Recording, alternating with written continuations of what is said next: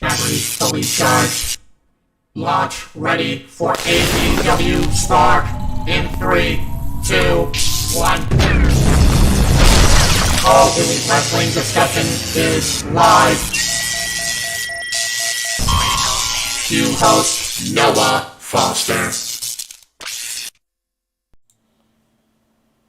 Well, another week has passed, and you know what that means. AEW Spark is once again live, and we are on the charge to bring you the discussion for what has happened this last week in all things All Elite Wrestling. So hello, everybody, and welcome once again to another edition of AEW Spark. You know what this is, for I am the Simple Man from the Simple Brand, and my name is Noah Foster. With me, of course, is my color cohort in commentary and analysis in all things All Elite Wrestling. He's different. Founder, co-creator of Way My Future Wrestling FWA Productions, James Hebert. James, how are you this Thursday evening that we are actually doing this? Because the week has been daggone bonkers. Yeah, the week has been bonkers in more ways than one in my case, but also, just in general with wrestling. Oh my gosh. Damn it. It's been crazy. You could tell we're at we're approaching WrestleMania when things are late like this. We were supposed to go at 8:30, but then that turned into 9, and then my stuff turned into 9:30. So we're live now, and that's all that matters, even if we're an hour late. Hey, we're live, pal. That's all that matters, all right? We're making an impact on a Thursday night, talking about some great wrestling and being honorable in our analysis, considering Ring of Honor. They also did their thing. And as you talked about, again, we are on the eve of the week before what I like to christen truly March Madness in the professional wrestling industry. And yes. I'm sure we'll talk more about that when I do the rundown towards the end. But without further ado, as we look back at the last week, let's get right into it. So, folks, in case you're wondering, we are going to be looking particularly in the All Elite Week ranging from March 13th through March the 18th. And I say that particularly because the fact that Rampage is going to be on Saturday this week, I just feel like I had to include Saturday in there, despite the fact Rampage last week was on Friday night at 11:30 p.m. Eastern Standard Time. But it was a Friday night. But anyway, as I look at all things wrestling, shout out to our AEW family on the Twitter. Stay tuned. I'm planning a couple of projects. They may not be live. They might be recorded. I'm still figuring stuff out. We'll talk more about that later. Of course, want to give honorary shout-outs to those I got my notes from this week, including but not limited to All Elite Wrestling's website, Wrestling Headlines, Fightful, and Cage Side Sports. Let's go ahead and first kick things off. AEW Dark Elevation, as the formula remains the same, that wild hour weekly Monday night of All Elite Wrestling and professional wrestling engagement. Led, of course, by our, well, I guess you could say that the Monday night commentary team of Paul White and, of course, Matt Menard. And our opening bout was the following as, and he likes his hat, Jake Hager and his stupid bucket hat, stupid bucket hat. Levi Shapiro with Angel Baca in the corner. And, yeah, this was basically your resident squash as Jake Hager matches go. As soon as the hat was taken off, Hager engaged. There was a couple of power moves here. He yelled he liked his hat. He did the Hager bomb, and the hat was slowly descending upon his head. Adios, Levi Shapiro, or should I say Rividanci? We were in Canada. Not much to say right here, James. That was just literally... That was one of the quicker squashes I've seen recently in AEW Dark history. Yeah, it was what it was. There's really not much I can really say on the matter. We the people like our hats. So, there you go. Look, don't tread on me. I have a cowboy hat, I have a fedora, and I'm just going to leave it at that. But I digress. In the meanwhile, in a more competitive match, Her Highness Emi Sakura took on Syra, and I'll admit, Syra, she went the distance. Emi Sakura in the early going, some quick ties-ups, some stiff shots for Syra, came back avoiding a lock-up, landing a chop of her own with a nice shoulder block, but then Emi Sakura popped up like a pimple on prom night, tossed her down hard, and then trapped her in a Ramel special, just bringing her around and around and around. And then Sakura, of course, plays the crowd. Highness, before slapping Syra, no longer doing We Will Chop You. And before we knew it, Sarah, though, probably just screw up her name, she fires back with some mean shots of her own, but Sakura was not really amused until she planted her with a DDT, followed up with a nice top row cross body for a 2.5. Very close fall here. But then Sakura followed up, blocking a suplex attempt and hitting a whirly dervish. following up with a corner cross body, and then chopping her again in the corner, followed up with a scoop slam, and of course the moonsault by the Wicked Queen for the win. Game effort by the local competitor here from Canada. Amen. Yeah, it was all right, but we knew what was happening. We knew this was an Emmy Secure squash. It was what it was. Again, it feels kind of barren this week until one particular match we'll get to. But yeah. Well, I don't think it was this one. Marina Shafir took on Mighty Mira as Mighty Mira got shoved around in the early going and then went for an arm. But Mira avoided a knee strike, got caught though with a kick, and then Shafir catches her off with a scoop slam counter and then basically brings her down the mat. It almost felt like to me this was a sparring session or a warm-up session for a judo class for Marina Shafir. A hip toss in the later going and then a counter strike, but then Mira hits a drop kick that stuns Shafir for a moment until Mira is hoisted to the shoulders and locked into a mean neck crank with no choice but to tap out. Well, again, when Shafir focuses on the technical side of things and more just focuses on her judo discipline, she's more sound, but it also felt like here was much more slower. I wasn't looking at a wrestling match. I was looking at a sparring session. And that's the problem. Therein lies the ultimate problem here. Go ahead and please say what you wish. If you're going to do pro wrestling, you need to incorporate pro wrestling style with your MMA background. Kyle O'Reilly did it to perfection. Ronda Rousey somewhat did it. You had Shayna Baszler, who's also done it to perfection. You had Kurt Angle, who's done it to perfection. Brock Lesnar's done it to perfection twice. This is not one of those cases where she has done this. She is so overly reliant on her judo background that it's hindering her speed, any agility she may or may not have. She's not even striking. I understand she's a judo expert, but at least learn how to throw a worked punch every now and again. And I think that's where she's hesitant because she's afraid that she's gonna accidentally potato somebody or just has a fear of it or something. Clearly something is off there that she's just not getting because she never follows up on any of the moves she does.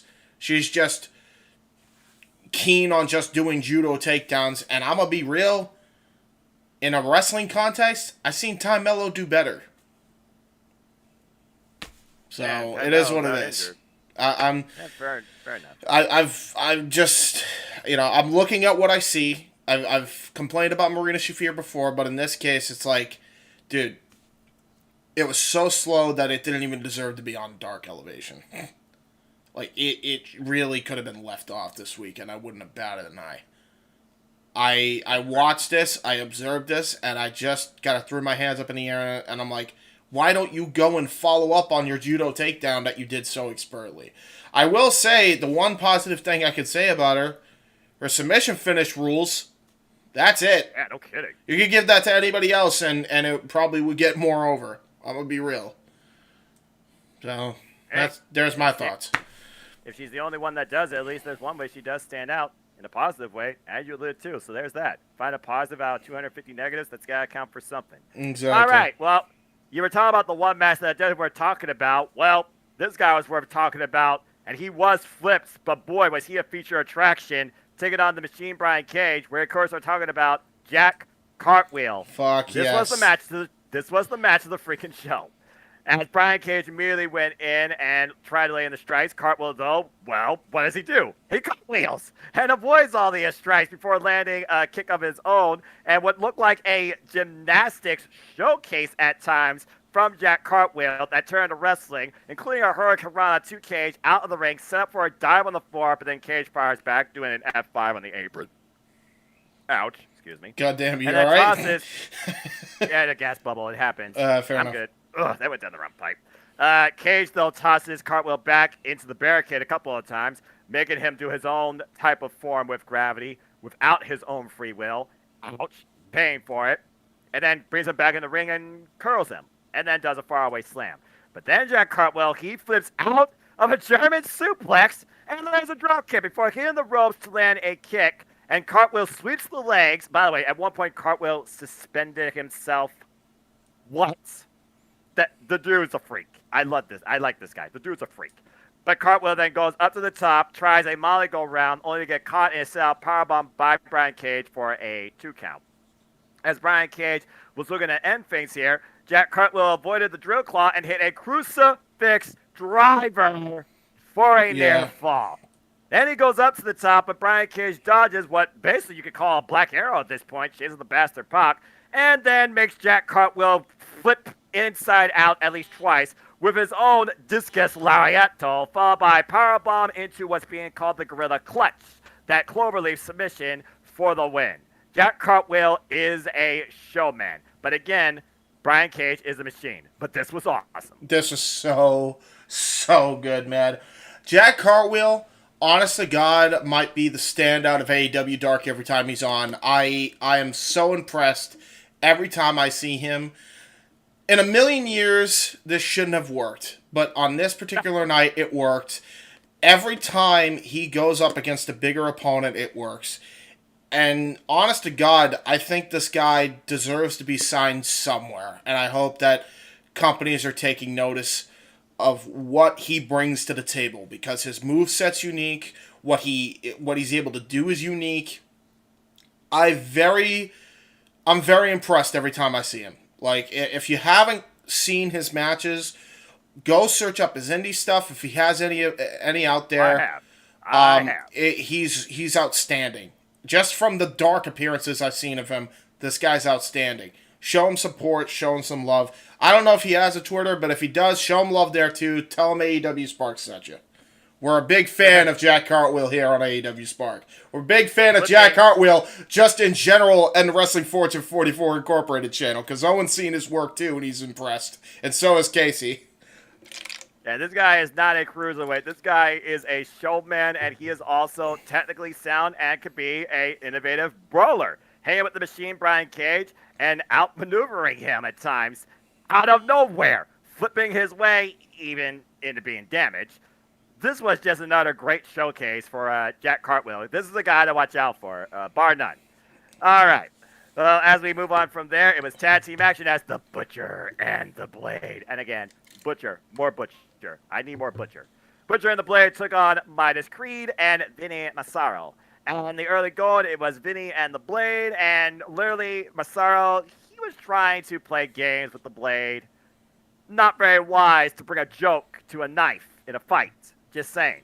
As they traded shots before Blade knocked him out with a shoulder block, and then they fought over a hip toss, but Blade got the better of it, follows up by a knee and a snap suplex, but then Midas Creed gets tags in and runs to a kick, and then Blade hits him with the running chop, then the Butcher comes in, and again, he is the mean, physical, brawling powerhouse. But he lands a leg drop, and then follows up with a drop kick, but Butcher fights back after Creed got one move in, with a low cross body, and then Mazzaro had to break up an attempted pin until the Butcher basically took Mazzaro into the next time zone, tagged out, then there was a stunner, by God, by the Blade to set up a clothesline from the Butcher, followed up by Drag the Lake, as they call it, and the Butcher and the Blade get the quick, simple win. But it's good to see these guys on my screen, even if it's on the internet.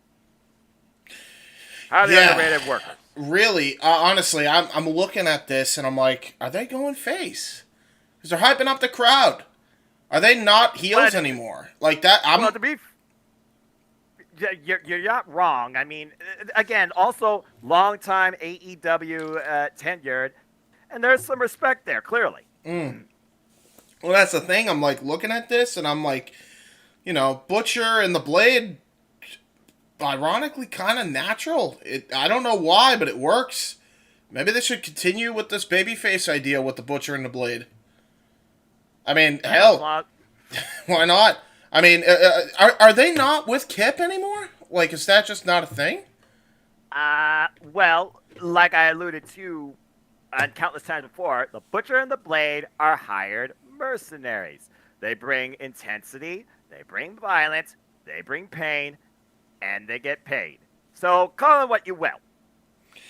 Yeah, fair enough. So, I mean, they're still assassins, but, like, hey, as far as I've seen, also, Kip Sabian's getting over with the crowd, so why not just turn all of them babyface? I could see it working. Why not? Hell, Embrace the change. you have a Hey, that cool. could be the change. That could be the change that they're looking for. Hey, you could even have a cool little thing going on with, freaking. What do you call it? Maybe you could even have a little thing going on with the House of Black. That could be cool. I mean, honestly, that is a trio. That could be another story. I mean, I could like that versus what I think's going right now. But again, foreshadowing. You might be foreshadowing something there. There you go. Especially when we talk about this week's All Elite content once we get to next week. But let's keep going here. Next up, Athena, the Ring of Honor Women's Champion, gave us a Proving Ground match and gave Inda Mundi a chance. And basically, Inda Mundi, a solid trash talk, some quick roll-up series, one count, one count, one count, one count, one count. And then there was a monkey flip avoidance that basically dropped Mundi where she stood. It was pretty much over from there. Corner strikes, a slam, a meteora out of the corner, and a spinning choke slam. Once Athena got just a moment where she wasn't in control, she's like, oh no, I'm done with this woman. Boom, boom, boom, done. The Homer Simpson special, Matt Menard said for this choke slam into multiple head slams. And by the way, it was more like a boss man choke slam. Just put that boss man choke slam in my opinion. That has some malice behind it and height. Yeah, man. Golly. Athena's a scary woman. She doesn't like being told what to do at all, does she? Man. And she doesn't like being insulted at all, even for a second in the ring. Mm-hmm. And to be fair, again, Athena shows how dominant she is, but what I found interesting about this match, Athena showed us a bit more to her she hasn't shown us quite. I didn't think she could do all that in sequence. And when was the last time you saw Athena hit a spinning choke slam? That's different. I can't remember the last time somebody even hit like a boss man slam that wasn't Lance Archer. Honestly. Thank you. Like that was, and I'm surprised that she broke that out. I mean, I'm not against it or anything. Just me neither. The champion needs to adapt for longevity to be able to handle any controversy in both challenger in and out of the ring. And company conspiracy, whether they figure it or not. So, I mean, at this point, Athena is a force to be reckoned with. It's going to take something that even more aggressive and dynamic than her to pry that Ring of Honor Women's World Championship away from her, let alone anyone else getting a realistic chance. That is true. That's a fair statement.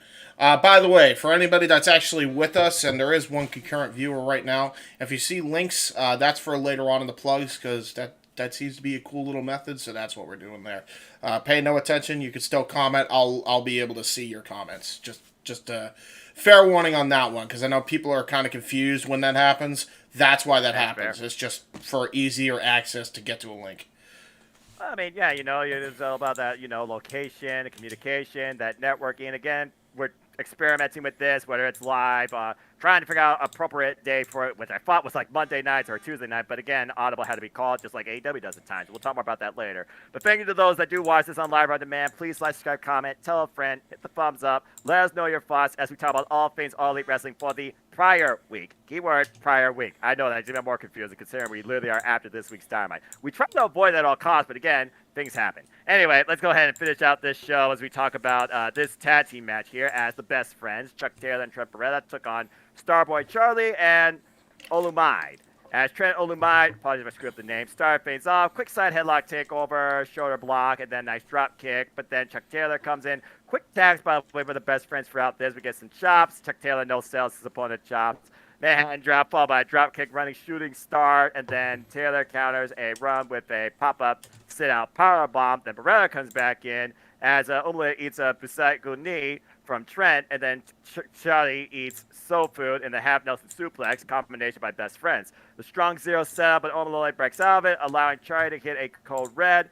It was a nice moment here. Didn't get anything out of it, though, as Omalola was booted down after getting advantage on Charlie, but then there was a second row Phoenix splash for a 2 count. Good stuff, but not enough. As Omamai tags back in, Charlie eats a clothesline from Beretta. Then Beretta hits German suplex on the legal participant. before we get powerbomb to Charlie onto his tag team partner. As Beretta hits the Do Buster and Taylor hits the Awful Waffle on Charlie. In stereo, best friends finish the match with the win. Yeah, this is a I surprising... do feel like Trent has a bit of a chip on his shoulder. I agree, and I also have to say that this was a surprisingly competitive match. Starboy Charlie and the other guy, I forget what his name is. Remind me. Olamide. Yeah, Olumide. Yeah, Olamide. Olamide. Yeah, I'll just say We'll Olamide. go He impressed me too. They both had some pretty good moves together, like and just individually. I could see them making an appearance on Dark again. Starboy Charlie was the star of that team, but that vertical leap on this guy, the one we cannot pronounce the name of to save our life or remember right now, because it's too late. Right. Freaking night to try. His vertical leap, you know what it reminded me of? Dennis Rodman.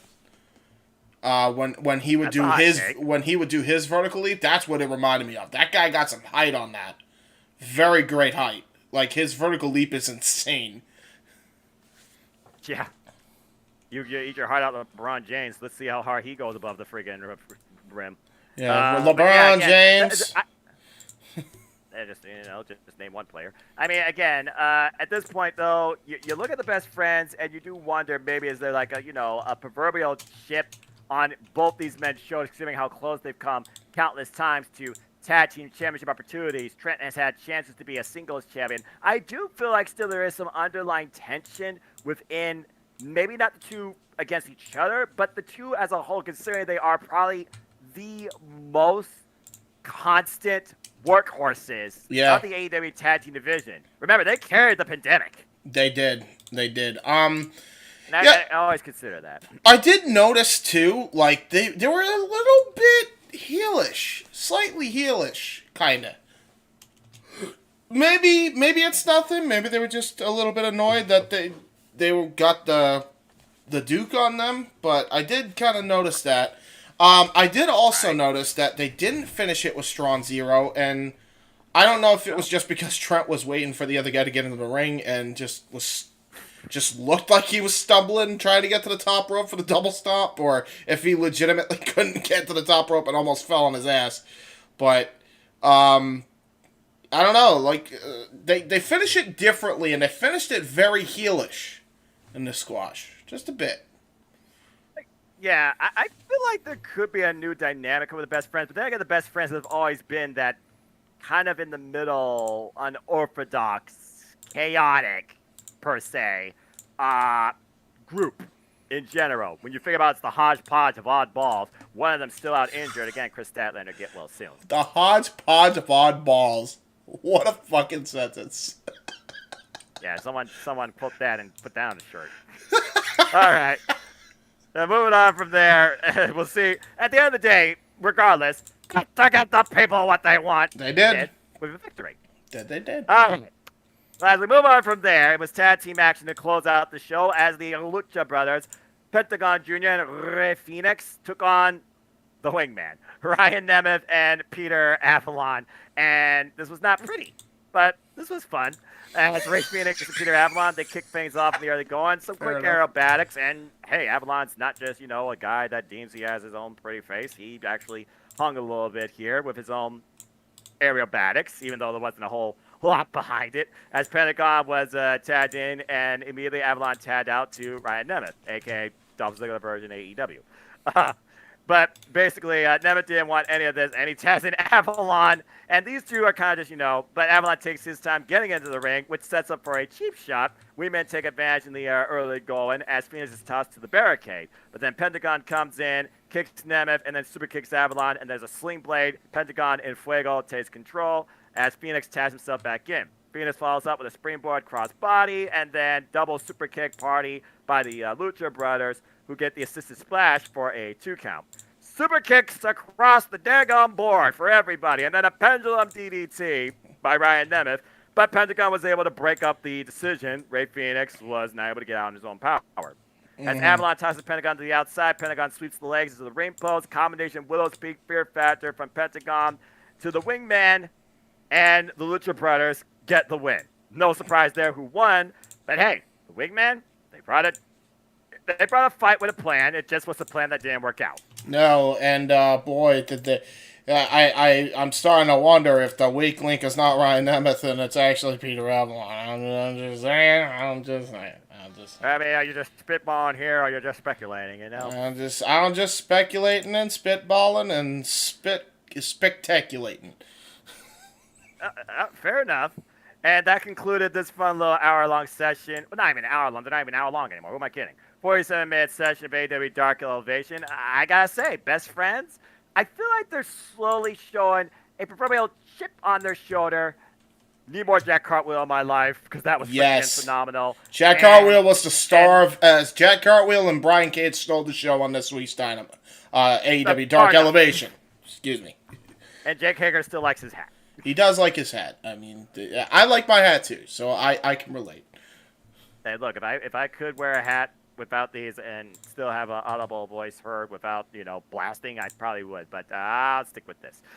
Meanwhile, we now go into AEW Dark from the newly set up arena and going forward. Love it, by the way. And has definitely adapted to a much more, I would say, competitive and quality showcase without a lot of quantity, which I also like, because sometimes I was like, Jesus Christ, 14 matches, you're crazy. As we kick things off with tag team action, as the Outrunners try to bring back Neon and the 80s to life in 2023, Turbo Floyd and Truth Magnum took on the Dark Order, John Silver and Alex Reynolds, as Floyd and Magnum were in matching trunks, because again, they are a tag team duo. Dark Order, though, of course, they had their dark record continue to escalate. In the early going, though, there was a bit of stalling and a pose down. You're not going to out-pose Butch, baby. That being said... he was posing. He was posing. Johnny Hungee, man. They were originally posing. They, one guy did one of the Outrunners was doing this pose, right? Yes. But then the Hulk Hogan, brother. Excalibur and Taz were baffled. They were just absolutely, positively baffled because he kept just doing the double biceps. He just wouldn't stop doing the double biceps. And if you're in a bodybuilding and flex competition, you can't do the same flex more than once. And so they're just they're baffled.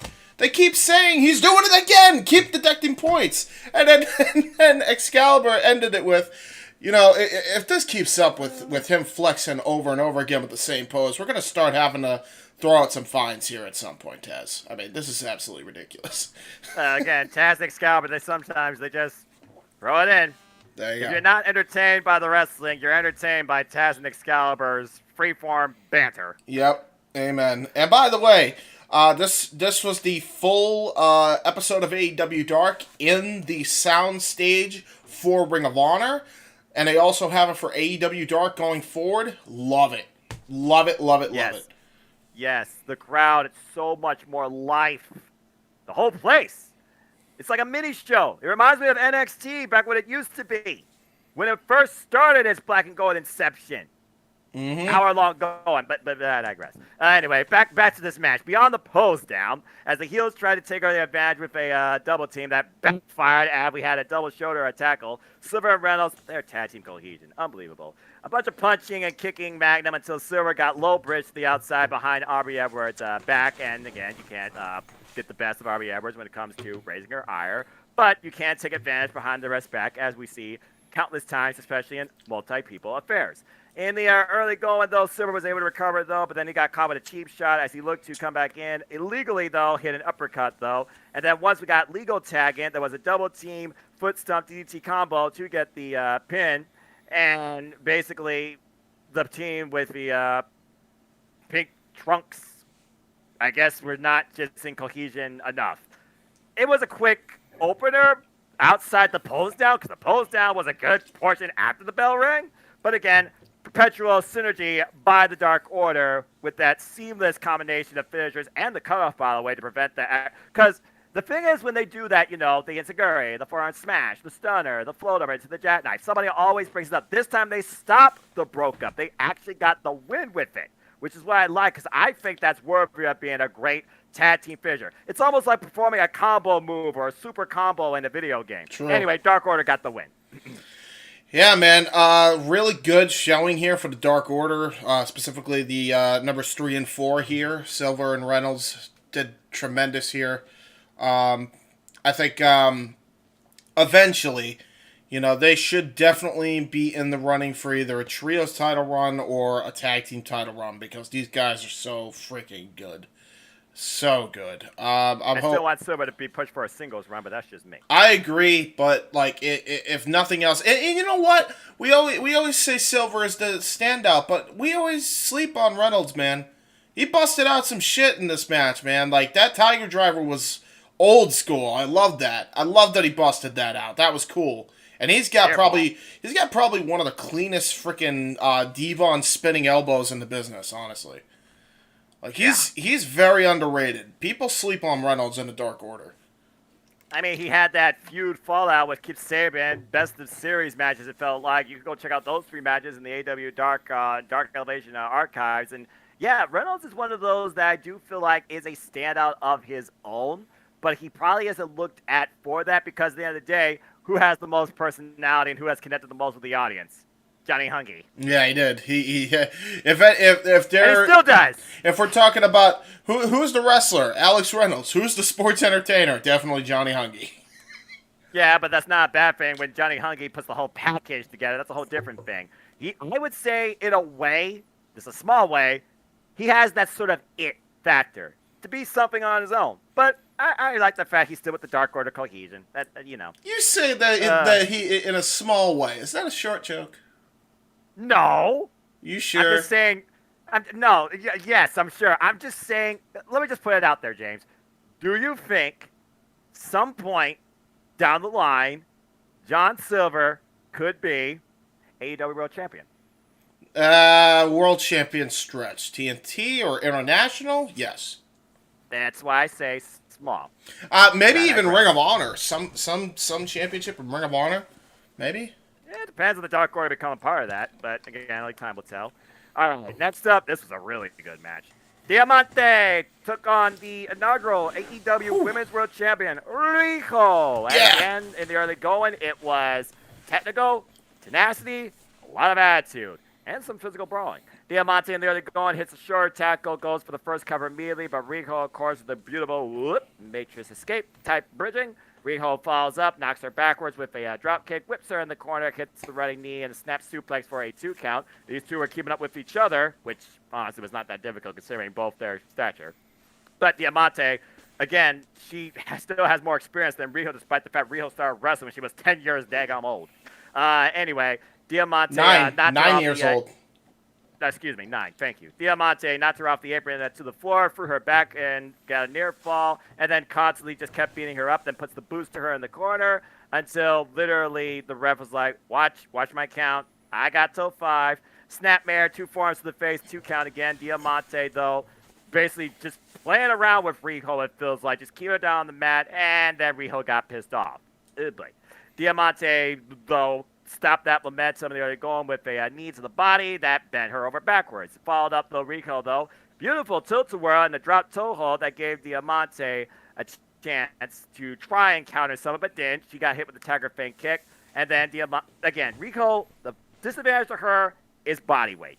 Yeah. She did hit the top row cross body, but not nearly enough weight on the cover. 2 count only. Diamante immediately falls up, puts her into the canvas for another nice near fall, and then throws her across the ring by her hair. Diamante's pissed.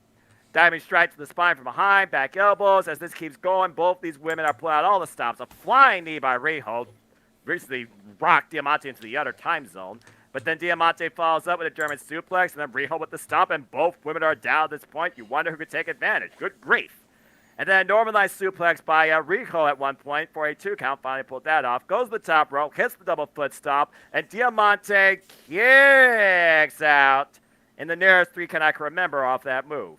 Extremely impressive. How is Diamante not stunned? That's a whole different story. I agree. As Riho looks for the running knee strike, Diamante dodges it and then hits a layered of her own for another nice near fall. Then Diamante goes for the brainbuster, looking to finish her once for all, but that gets blocked. Followed by that, we get a nice dragon suplex. Hey, I know that move from somebody else.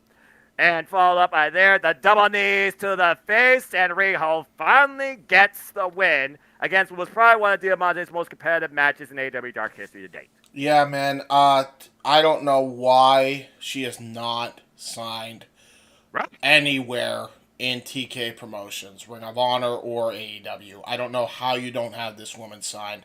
What a freaking match this was. You could have put this on Dynamite, you could have put this on Rampage, and it would have been great. It would have been phenomenal. Honestly, you know what? I've been saying that they should be doing the JAS girls. On the off chance that one of them ain't cleared, slot Diamante right the hell in the Outcasts. That's such a natural fit, because honest to God, she's been an Outcast from day one. I don't know why they haven't signed her yet. Honest to God.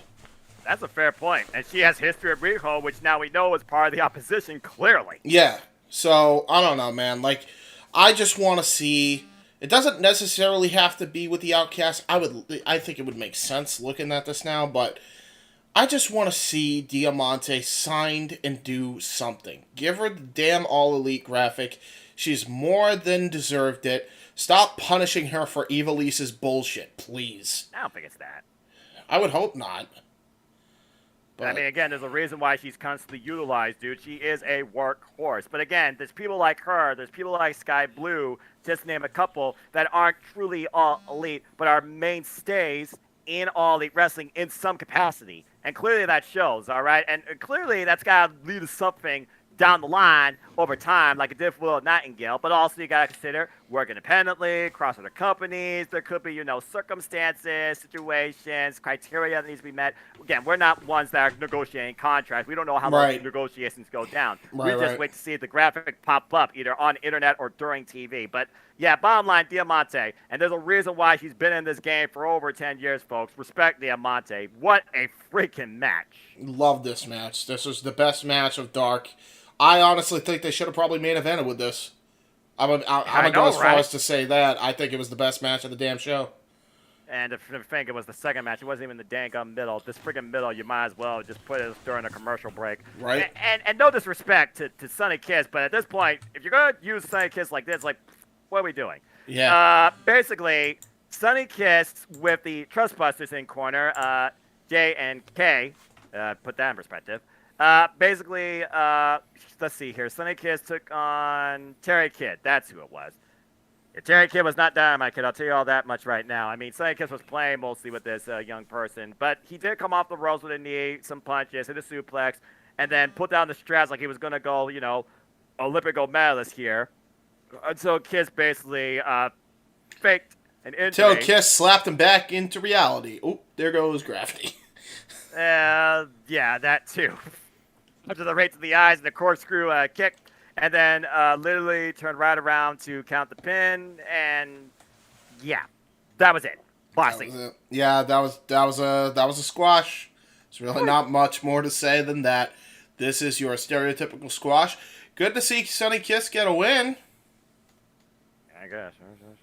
Take away what you can, Exactly. All right. As we move on from there, the members of the House of Black rise and honor your Trios champions, led by the Empress herself, I like to call her, Julia Hart.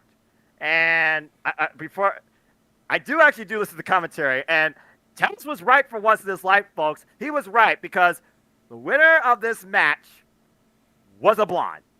Because Julia Hart took on fellow blonde Zoe Lynn. And hey, a different sort. And hey, Excalibur followed that up with, "Hey Taz, how can I get involved in that action?" Not on DraftKings, apparently. No, he would not win the betting odds on that one. You wouldn't break even. You wouldn't make anything. You would push. Yeah, all exactly. right. And I would gamble. Supermen don't gamble. All right. Go check out the sports bar with Stat Boy Mikey Cardwell for all your. Hey, listen. But you also say a simple man don't sing, but you're gonna sing. You're gonna sing. No, I'm not. It's gonna happen. It's gonna happen. It's in the chat, people. Open mic night and karaoke night. It's happening. You save up a super chat amount and you donate to that. We're gonna be promoting that heavily by the end. So you might want to stay tuned just for that. Let's get back to the wrestling. Okay.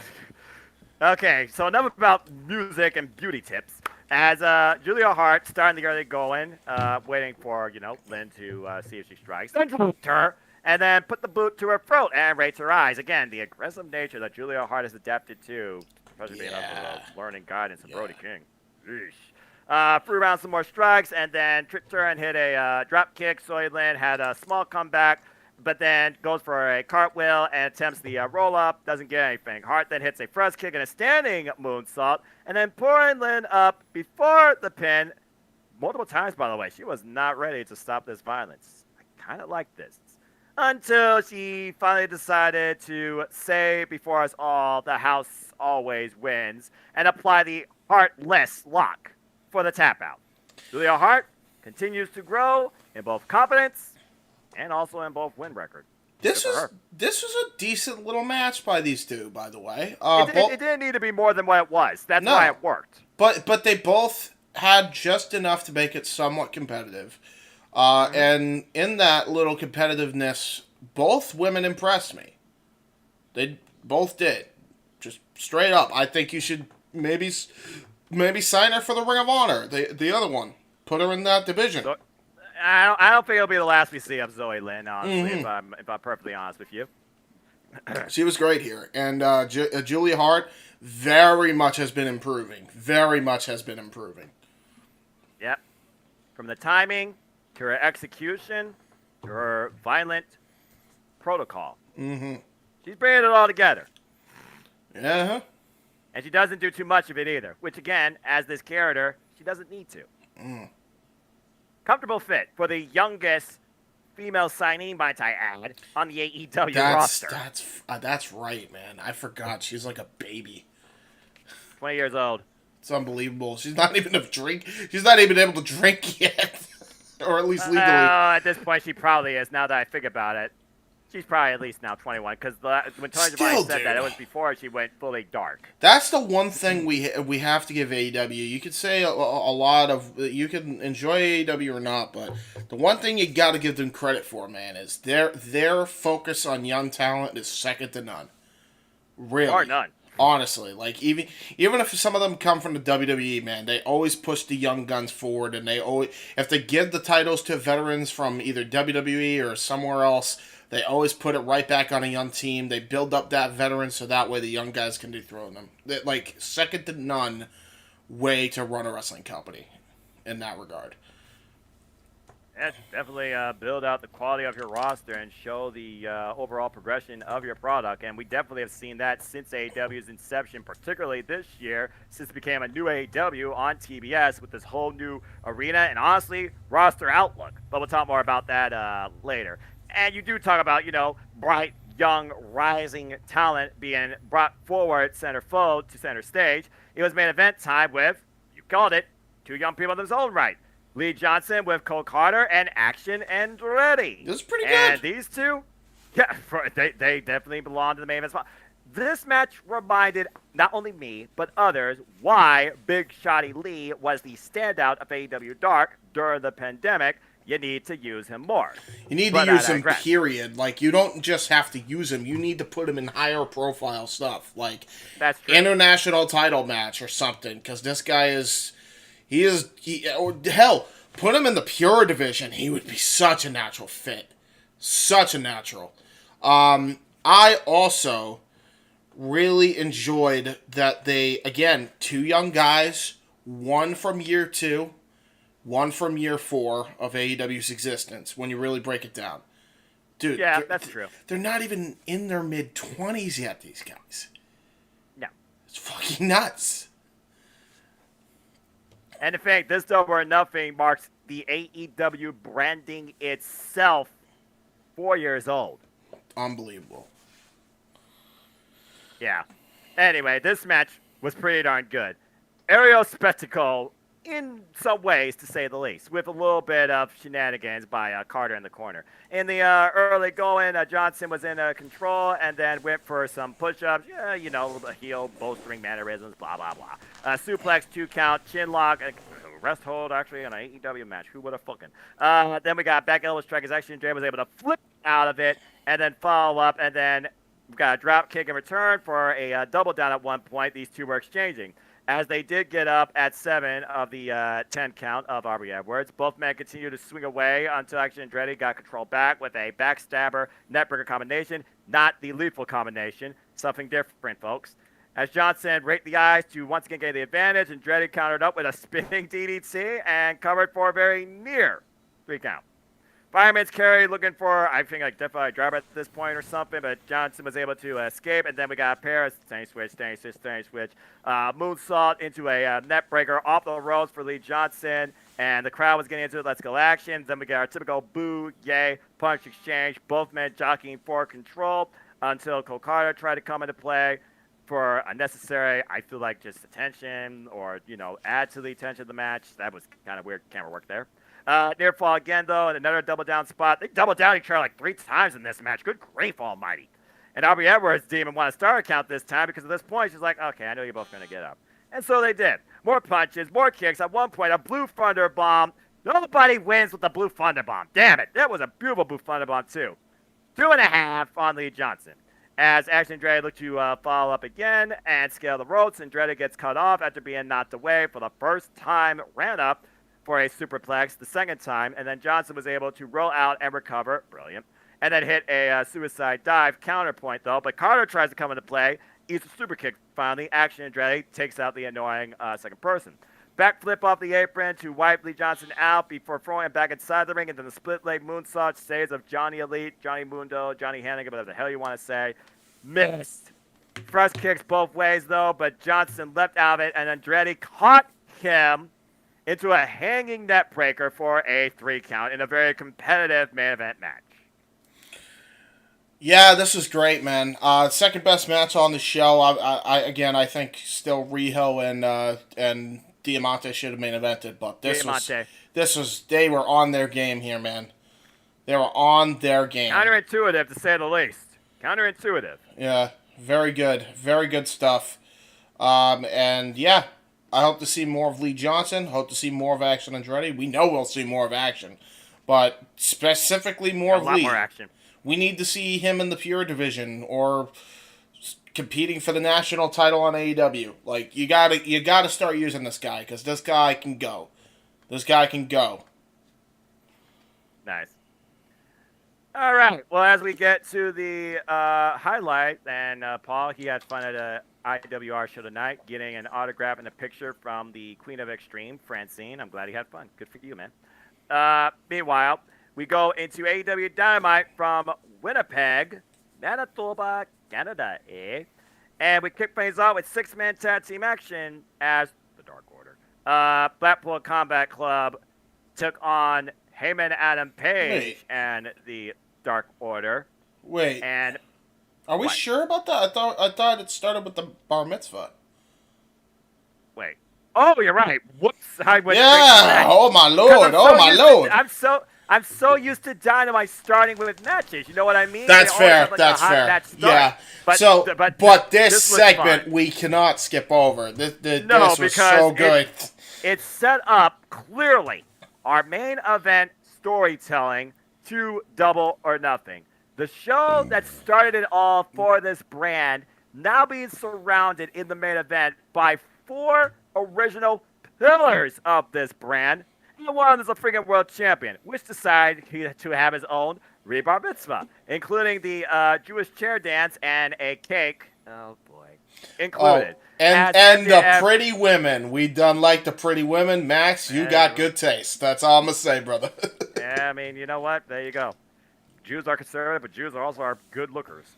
Meanwhile, MJF, he runs down all of Canada's greats, including Bret the Hitman Hart, and puts over Shawn Michaels. Hey, remember that screw job? Oy vey. Mm-hmm. And then MJF tells everybody that his religion is superior, and we do the chair raising. And basically, I'm battling through some Wi-Fi issues here, so oh wait, no, that's just from the reporter. He basically was running down, come out, I'm the greatest of all time. I'm the best fan to come out. Canada, you have nothing close to me. I mean, if you had something as good as me, you probably would have a Stanley Cup or a championship. Damn. Yeah. Getting the Canada Life Center all fired up here in Winnipeg. Good grief almighty. As he finally decides to have his Jewish chair dance, blah, blah, blah, blah, blah. Here comes Jungle Boy's music, and what I liked about this was the fact it was not really an exchange of words. It was Jungle Boy and then Sammy Guevara coming out with, I will say, the leather jacket, different take, but I do like the fact to say Broadway forever, so I respect that. And then I'm like, wait a minute. MJF, Jungle Boy Jack Perry, Sammy Guevara, there's one more thing I think missing here. Oh, wait a second. I fell. So And next you. thing you know, in each corner of that ring, you have the 4 pillars where MJF straight up says, cut his damn music. This is my moment. This is my bar mitzvah. You guys are not invited. What the hell do you want? And in tandem sequence, I want a title match. And the place erupted. And then we had the ultimate roast for roast for roast session. But here's the thing. Hi, Jeff Meacham. Here's the thing about this roast session. One of them more particularly talked about the fact that if you're not happy to be here or where you are at, then don't talk about it. Just go somewhere else or hide in the shadows. One Darby Allin shutting up every damn naysayer about AEW. Holy. I'm going to go complain about it on Twitter it broke halfway through. What a bar. Like, bro, this is his first promo. Like, full on in-ring promo. Put that in perspective. Unscripted. I'm pretty sure he's always unscripted. But, like, full on, uninterrupted in-ring promo. And he nailed it. Home run. He's up there with MJF as far as mic game goes, bro. Like, holy shit. Darby was the star of this. We know how good Sammy is. We know how much Jungle Boy's improved. And we know how amazing MJF is on the stick. But Darby was the star of this segment. He was the star of this segment all day long. I did like, though, when Jungle Boy said, I love how you claim that you are for the company and you're all full of yourself, and yet we're here busting our asses. I'm here working matches on Dark. Where were you during that? That was pretty cool. Oh, I'm not on Dark. I'm not on Elevation. I'm not on Rampage. Yeah. Again, and everybody's going to say, well, and a lot of people said, oh, well, why don't you, he's showing you how to be a star and not have to be on Dark. Yeah, but he's also a babyface, and that's the right response as a babyface. I work on Dark. Right. Where the hell were you? He's right. Yeah. But at the same time, MJF shouldn't be on Dark because MJF's a prick. It all makes sense. And then again, the fact that they all gelled off each other, MJF had a counterpoint to everyone's promo, but everyone's promo also had a counterpoint to MJF, and then MJF sums it up with, I didn't have to be involved in daddy daycare to be where I am today. And I also don't have to worry about dropping a woman 7 months just to marry another one. Yeah, and then that's when Sammy cut him off, and Sammy started talking about his upbringing and his come up to the business, and how he said, I don't give a damn. And he almost cut a babyface promo and still started insulting the Canadians. That's what he has to be the heel, because at the end of the day, Sammy's the guy that has to be the heat man because he's Jericho Piece of Society. Exactly. So. And then MJF took off his Burberry bucket hat and his sunglasses, and Jesus Christ, he did look like shit. Yeah, which Darby freaking immediately pointed out. You look like shit. Bro, Darby, star of the segment, man. And as MJF tirade all 3 men, and also, once again, reaffirm, I beat each one of you, which he did. He beat Darby Allin at Full Gear. He beat Jungle Boy Jet Prey at a Double or Nothing. He beat Sammy Guevara on an episode of Dynamite prior to another Double or Nothing, and basically said, too bad, so long, bye-bye. And before he could leave the ring, well, I feel we all knew this was going to happen, just not in the way we expected. A bit of a brawl. MJF's on the apron, and ladies and gentlemen, we face another casualty of the bakery sort. The cake! He gets kicked. I think our Darby Allin was aiming for Guevara. Guevara moves out of the way, and he hits MJF instead, and he goes falling into the cake. What a great humiliation angle. What a great humiliation angle, because what it did here was set up a great reason for MJF to say, Alright, motherfuckers, it's on. You want me, you got me. Let's fucking do this at Double or Nothing. Because now the dude wants to get even. Talk more about that this week. He definitely wants to get even. He got embarrassed. He got embarrassed. It was great. It was such a great segment. All absolute S-tier segment. Thumbs up all day. This ruled. Whatever superlatives you want to say that are positive, they're all these things and more. Tremendous segment. Again, each person brought out not only their personality and their character, but their history into why they believe they deserve not only a title match, but to be involved in whatever it means to be named AEW World Champion. Why MJF just suddenly countered, I beat all of you. I didn't need nobody to raise me up. I didn't need to work the independent side of things or the dark shows or the underselling crowds. I didn't have to sell myself short. I didn't have to sell myself all this emotion and fanfare to get to where I am today. I was naturally born and gifted for this. I'm better than you and you know it. Again, this four-corner, call it what it is, four-corner, four-pillar promo segment to set up Double or Nothing's main event clearly was a perfect starting point. Tremendous. And how fitting the show that began the brand it all began has four of the originals involved now at the AEW World Championship. These are all AEW originals. Who are not even in the prime of their career yet. They are Correct. This good now. It's tremendous. Dude, three of them are in their mid-20s, or I think one of them is in their early 20s, now that I think about it. And then you have MJF, who's just entered his late 20s. And MJF is the pillar and the only of the four pillars to become the AEW World Champion, while Sammy Guevara is a multiple-time TNT champion, Darby Allin, multiple-time TNT champion, and of course, Jungle Boy Jack Perry is a former AEW World Tag Team champion. It's great. Every single person here was a champion in AEW, and now they're all going to fight for the prize of AEW. Love it. And what a great time to do it, too. With the Trios division, boy, has the main event freed up considerably to do this match. There was no better time than right now to do this. Great call by TK here. Yep. He put it together eventually. Took a lot of work, but he put it together eventually with 4 AEW originals. There you go, folks. All right, well, as again, we talked a lot about this opening segment. Apologies, by the way. Because again, I'm so used to AEW starting out with matches. This is a rare occasion. The last time I remember AEW starting out not with a match was like, I feel like,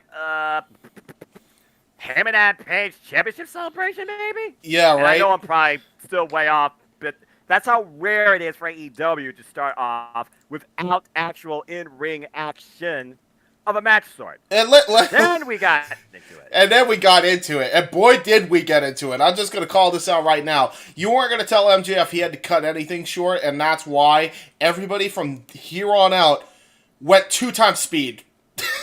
Everybody went 2 times speed for the rest of the damn matches. The entire night.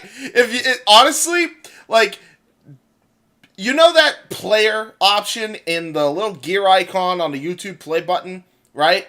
Yes. And you know how, like, sometimes you can watch Dark on 2 times speed? Yeah, this was Dynamite this week, but the guys were actually going 2 times speed. And the thing, somehow that didn't affect the quality of what was one of the better Dynamites I've seen. That's the top thing. to bottom. That's the thing. None of it was affected. They just went fast as hell. Well, I know I'm not Excalibur, and I know I could talk for days about wrestling, but let's see how fast and how deep we talk about these matches. Starting off with this first match, 6-man tag team match that I was originally alluding to. It was Blackpool Combat Club's John Moxley, Claudio Castagnoli with Yuta taking on the Dark Order. Evil Uno with Heyman Page and returning Stu Grayson. And my God, what a return for this man. Okay, here we go. Evil Uno start things off early with Yuta, boot to the jaws, the bell rings, and these two are ready to go at each other's throats. Snap suplex by Yuta, who pushes Uno back to Blackpool Combat Club's corner. Fans really pick up though when the entire arena chanted for Stu Grayson, who got inside the ring, and Yuta gets a 2 count, but Yuta then cheap shots him and Adam Page, and for most of this was the Stu Grayson showcase and also survival. Grayson with a meteor off the top to Claudio and a Uranagi to Moxley. 1 man wrecking crew diving tornado DDT off the middle rope by Grayson to Claudio. And a twisting senton off the middle rope for a 2 count. But then he gets sent into the ropes and Yuta low bridges him, sends him into the floor hard, Jesus Christ, with a triple team, kid you not, triple team spike pile driver by Blackpool Combat Club. Stu Grayson's speed went from 100 to 0. Like that. Backdrop suplex by John Moxley onto Grayson, brings him back in the ring for a 2 count, then traps him in the single leg Boston a crab before Claudio comes in, decides to stomp the head of Grayson, but Grayson continues to counter back with a jawbreaker, but then Claudio floors him with a European uppercut, 2 count only. A power driver attempt by John Moxley though, and he spikes the man for the closest 3 counts so far this match, and that's saying a lot. Heyman, though, finally has yet to get involved, by the way, in this match, but it is on the apron as Moxley continues to work on Stu Grayson. They clearly were trying to destroy the homecoming boy. As this match continues, Grayson up with counter, follows up with chops, lariats, rebound pump knee, though, by Grayson. Then Page and Yuta are now the legal 2. Big old cowboy boot by the Hangman to Wheeler Yuta with a double jump lariat to John Moxley on the apron. And then Yuta comes in, counters a powerbomb, but gets caught with a pop-up powerbomb. And then a senton atomico by Evil Uno. But Claudio breaks up the near fall. And this match is still not over, as Grayson is also on the outside. And then Page and Moxley are legal. And I'm like, I thought we were done after freaking Revolution. Nope. As this freaking war continues with these two. And ridiculous clothesline. My God, King Kong Bundy, eat your heart out by Heyman, right. But John Moxley distracts the referee. As Yuta takes Page out of the ring. And out of the match altogether with the ring bell to the head. Jesus Christ. Non-factor. Gone. Bye, see ya. It's down to Evil Uno. It's a 2-on-3 scenario. As the original 2 of the Dark Order showed us why they still are the Smash Brothers. Evil Uno and Stu Grayson are furious at this point, and they come into the ring like a bat out of hell. Taking out John Moxley and Claudio. Chop block by Yuta, though, takes out Uno from behind. Then Grayson, though, evades a charging Claudio. Jumps over the turnbuckle to the outside. Paradigm shift by Evil Uno to John Moxley with a 450 fall splash to John Moxley by Grayson. And Uno crashes Yuta in the corner with the diving cannonball. And they hit the fatality for a 2 count. As Yuta breaks it up. Pele followed by Stu Grayson, but there's a blind tag to Claudio Castagnoli, a Hurricane Rana into Claudio for a 2. Then Moxley takes out Evil Uno on the apron before throwing Grayson back inside to Claudio, who connects with the pop-up European uppercut as Moxley locks in the rear naked choke, and Grayson is literally down and out at this point. It was adding insult to injury as Blackpool Combat Club. They got the win, and basically they just continued the punishment until, okay, let's just walk away, we're done. Jesus Christ, hot 6-minute opener, Stu Grayson, welcome back. As it was confirmed later on, he's officially All Elite again. That's a hell of a homecoming. That was so great for Stu Grayson. I don't know if I've ever seen a Stu Grayson performance that good, and he's had great performances. This was a shining moment in his career. This is like a feather in his cap right so far right now. Definitely hope we see more Stu in the future. I can't wait to see the match that he had with John Moxley this week. That sounds like it was a lot of fun. What a great matchup. This was so good. Great to see Stu Grayson back. Great to see the Dark Order basically in full. The original 4 members are back together, baby. I love it. And yeah, man, join the Dark Order. So cool. So cool to see that group's still around, and yeah, really good trios tag. I was surprised at how well these 2 teams in particular gelled, and boy, has it turned into a freaking blood feud. Oh my lord. Well, considering Evil Uno following this, as we learned after the running European uppercut, after being held by John Moxley and Yuta following that, Evil Uno was sent to the hospital with a concussion. Was it a shoot concussion or was it more kayfabe? I think based on this Dynamite, it probably was shoot, but you tell me. We'll talk more about that later as the fallout continued backstage after a later point. As far as we know, it was a later point. Who's to say it wasn't throughout the whole show? Especially when Heyman and Page was conscious. Anyway, right. Moving on from there, we have Jade Cargill taking on Candice Owens, Nicole Matthew. Jade at the end. I mean, yeah, you're not wrong. Yeah, that was it. Pump kick gate at the end. Finito. But that was not the story here as Renee Paquette comes into the ring. And Jade's like, aren't you from Canada? I was like, whoa, whoa. She's not a wrestler. She's not a wrestler. Let's not get physical with Renee. Well, she definitely got physical with her in a different way. Kissing her and saying, I love her. Yeah, okay, that was well, weird. I mean, that was... Jade Cargill. Okay. I know what you're about. I don't know why, but that scares me. And I'm usually the guy that's like, yeah. But...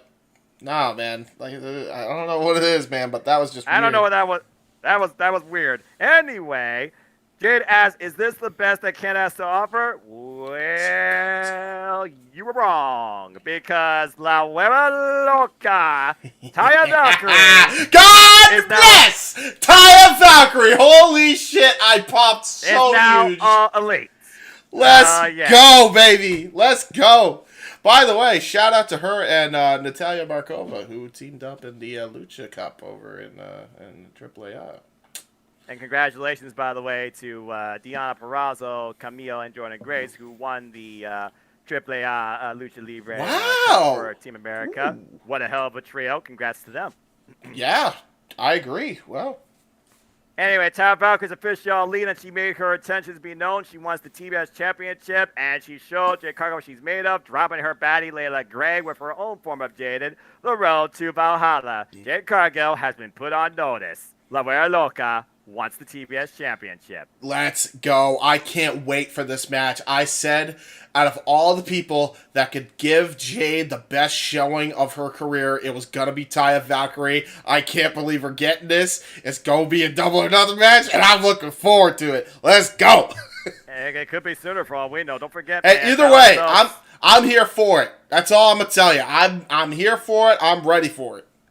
And stay tuned, folks, as the Championship Multiverse Media will have you covered with me, James, and possibly Jeff and JJ too, as we will also be calling and reacting to AEW Rampage and Battle About 6 on April 7th. More details to come.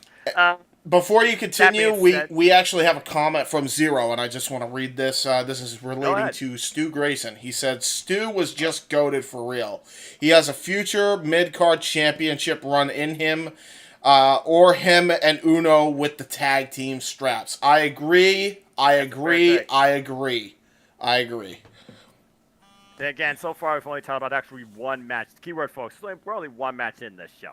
Talk about insider information. Here's another segment debut for you, as is now All Elite TMZ.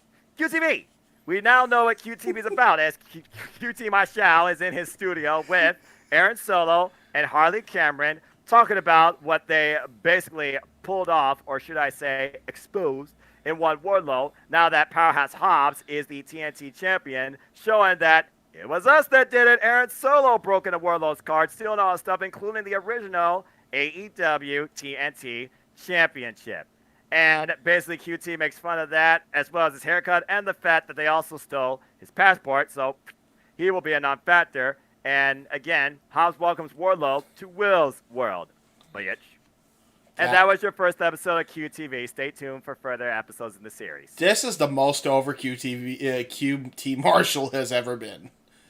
This is unbelievable. Dude, the heat for this. Bro, this is way better than the Factory. Keep this shit going. I was entertained. I was sports entertained, if you will. Really good segment here. Lie. This is really good. The woman was the star of this, by the way. Whoever the woman, Harley Cameron, the star. They're totally ripping on TMZ. They might be ripping on IWC journalists for all I know too, and I'm just not seeing that. But this is straight up TMZ. Like it's to a T, to an absolute T. Ironic because it's QTV. Love this. Absolutely love this, and I love that Wardlow's just in this group now, and like it's not like he needs them, but it doesn't at all hurt now that he's got that championship. Right. Hobbs, by the way, botch. Yeah, sorry. Did I say Will Hobbs? I said Will Hobbs, right? No, you said Wardlow. Well, there you go. But yeah, Will Hobbs, love that. Absolutely love that. Hopefully we see more QTV. Oh, I'm sure you will, and we'll definitely talk more about that when we talk about this week's All Elite content on next week's Spark. Oh God, help us! That's gotta be Monday night, or that's gonna be we'll figure out later, or maybe we'll do it this weekend. Anyway, getting back to this, guess what? We're finally in. Well, I guess technically it's third. Bullshit. I'm not even gonna call that Jade Cargill a match. That was a segment. Let's go to our second match, as it was the AEW now leveled up, christenedly named AEW International Championship. First ever defense as our freshly squeezed champion of the AEW Atlantic Champion for 15 plus single successful wins. Freshly squeezed Orange Cassidy with a bad knee took on. Oh God, my blood pressure was hard. I'm high for this one. Double J E double F JARREWT. I spelled his name and I gave you his initials beforehand. Yes, folks, I kid you not, in 2023, this man had a singles championship match. Jeff Jarrett. Yep. Okay. So this was a match, and I'm just going to say this real quick before I talk about this match. Jeff Jarrett was a great business hire for AEW. There, I said it. I told you, man. I told you. He's there for the guys. I'm glad he's there, and I'm glad that You're right. You're right. I'm really happy. Right. I'm happy that he did the right thing here. He got Orange Cassidy over huge, having him as fight if he needed to be over any more, though. Let's be honest here. Yeah, but Orange Cassidy. Yeah, man. Jarrett made him. This was great. This was a wild match. This was a lot of fun, and the knee thing really came into play here. I thought it was brilliant. And the early going hit toss by Jeff Jarrett. We had, of course, the Fargo strut that only he can do. Ain't he great? Cassidy walking very gingerly on that left knee after being blasted by the guitar on last week's Dynamite, which, of course, Jay Lethal worked over heavily as well. Jarrett ducks an orange punch after Orange Cassidy looked for it immediately, and Cassidy comes down awkwardly on the knee, following a leapfrog. I was like, don't do that, instinct or not, bad idea. And then Jeff Jarrett decided to mock Orange Cassidy kicks, and that pissed Orange Cassidy off. Who would have thought? Who ended up chopping Jarrett's chest with heavy chops, and both men are fighting throughout the crowd at this point. And next thing you know, I'm pretty sure these title matches have a 10 count, but I think we were counting 20. I don't even know if there's a count was in play. This frame went butt diggy all in the early going. Good grief almighty. As Satnam Singh came into play, he picks Cassidy up by the belt, tosses him inside the ring directly into a Jeff Jarrett sharpshooter. In Canada, God help me, Cassidy was able to roll over, though, and apply an inverted sharpshooter of his own. Crowd popped massively for this, but Jarrett got to the ropes. As Jarrett was able to find a sleeper, and Cassidy's arm dropped, but Jarrett was able to somehow not put him away, thankfully. Jawbreaker counter into a sleeper of his own, but then Sanjay, all the distractions galore, come into play, as the giant Satnam Singh, a lot of S's, folks. He comes in, whiplashes Cassidy over the top rope, and then there's a shin breaker by Jeff Jarrett, who looks to apply the figure for a leg lock. But Cassidy, thankfully, was able to get out of that, hit an orange punch, but Jarrett moves and throws Cassidy into the referee. Oh, God, here we go. This friggin' ref made on paper. Thank God, the greatest ref in AEW history. I said it. Fuck you haters. With the most integrity. Stop Jeff Jarrett from using that damn guitar in the ring. Once again. Put it over Jeff Jarrett's hands, and then there's a roll-up for a quick 2 count. As Jarrett kicks the leg out from Orange Cassidy and gets to Aubrey's face. You cannot intimidate Aubrey Edwards, you idiot. You shouldn't piss her off either. But again, referees are supposed to remain emotionless in the emotional environment. There you go. Anyway, Cassidy grabs the guitar himself, but it's taken by Satnam Singh. As Cassidy looks to show Aubrey, hey, look who is here, and look what he's got. You yeah, bye-bye. But then a tornado DDT by Orange Cassidy, and he finally looks for the orange punch, but Jeff Jarrett pleads him, don't do it, as Jay Lethal slides in from behind, despite the fact he's only a one-armed man, and hits Orange Cassidy with that damn stolen Golden Globe, what the hell, Owen Hart reincarnated moment, and Jeff Jarrett, and pretty sure my blood pressure went up at least 15 points during this moment. Closest 3 count I've ever seen, dear God almighty, Jeff Jarrett was almost a freaking champion. Yeah. But Orange Cassidy somehow kicked out on his own power. Thank Christ. Trent finally comes in, fights Lethal to the back, and then finally the orange punch by Orange Cassidy hits, but the knee buckles, and Jarrett looks for the stroke, but Cassidy shoves him away, and somehow, I don't know how he did it, instinct, adrenaline, just had to do it, Got to give people what they want. On one leg, James. On one leg. The Orange Punch for the sudden win. And for the first time ever, Jeff Jarrett gets pinned. And Orange Cassidy is still our AEW now international champion. For what this match was, it was a showcase. But I didn't hate it. And it did put me on the edge of my seat. Jeff Jarrett was a good hiring for AEW. This was so good. What a match. What a match this was. All the bells and whistles, too, to add to it. But honestly, it probably didn't need it. But it really got Cassidy over as a huge underdog in this scenario. And boy, he came out on top great here. Loved it. Absolutely loved it. It really shows that Cassidy is not just a one-trick pony, man. He can wrestle. He can go in that ring and can go with the best of them. Like, he's up, and I think he might be the oldest of the AEW originals, or one of the oldest of the AEW originals. People forget his age, you know? And also the fact he's been doing this for 18 years. Yeah, man, like, he deserves this, and he has more than earned his keep here. What a great match. Yep, and by the way, Jeff Jarrett, congratulations on the business side of Success Things 2. Congrats to AEW on the first ever house show. Wish I was there live, but that's okay. In Troy, Ohio, 96% sellout. There you go. That was great. That's great. That goes to show you that those dividends are paying off for Jeff Jarrett's hiring there. Yep, and Troy, Ohio apparently was a blast for both attendees and the wrestlers. So good to know this house show rules truly does rule. Hopefully next time they're in Ohio, I can actually go. But again, Price for Passion is a different story. Rap video by The Acclaim. Just talking about how much The Acclaim are loved. The Acclaim will always entertain. Not much more to say there. That kind of random, honestly. I was like, okay, this is a thing. But then again, they are feuding with the JAS. So, I mean, I don't know if JAS liked this or not because there was nothing after this from them. But there was something else after this from the Outcasts. As Ruby Soho no longer has her original Soho entrance, the Outcasts have an entrance of their own. As Ruby Soho called out the AEW Women's Division a bunch of bitches that aren't housebroken. Damn.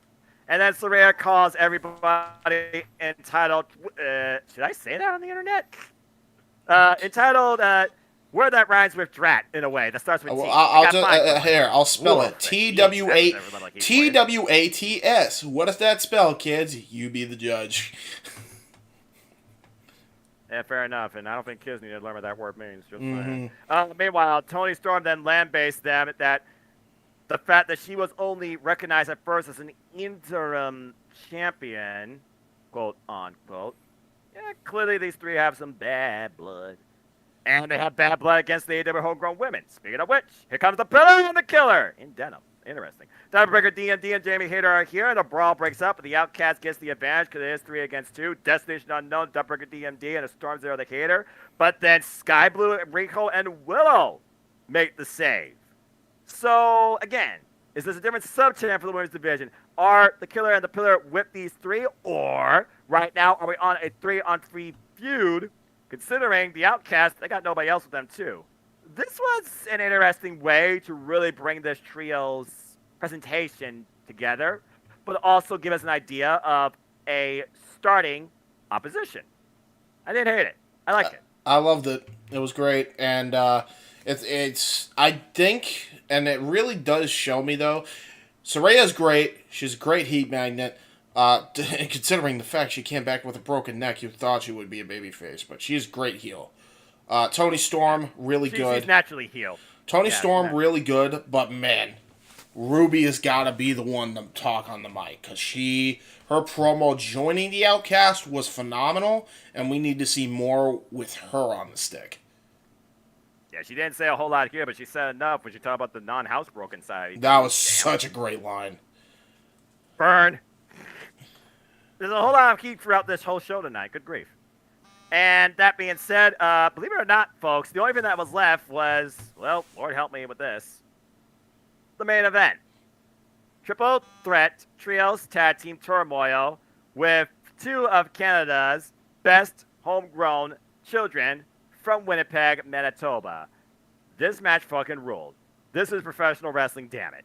It was the AEW World Trios Championships on the line as the Jericho Appreciation Society, Chris Jericho, Daniel Garcia, and Sammy Guevara versus the Elite, Kenny by God, Omega, yes, Don Callis was in the corner and on commentary, also from Canada, Cyrus the Virus, blah, blah, blah. And the Young Bucks, and of course our champions themselves, led by Julia Hart.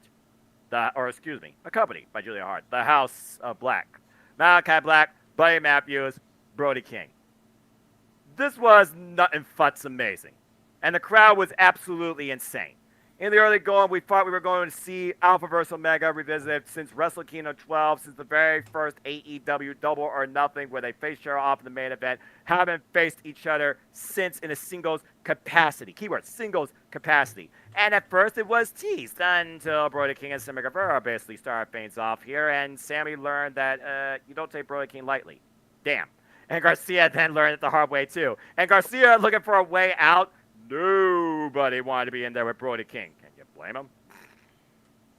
Anyway, as Guevara and Jericho are backing off the apron, and King tags Jericho and the arena, comes unplug, and King circles, and Omega tags himself in, and I'm like, we're finally going to do it. We're finally going to do it. House of Black attacks both men. We go to hell, restaurant quiet, picture-in-picture commercial break. And then things continue to break down from here. King pairs off with Jericho inside the ring, though, and we are literally just taking him down with some chops, the chin lock. We look for a Jews effect, but that gets dodged. Then Malachi Black goes for Black Mass, and that gets dodged. These two were looking for the final shot. Either they're going, neither of them got it. But then a butterfly backbreaker for a 2 count by Jericho nearly clinched the win.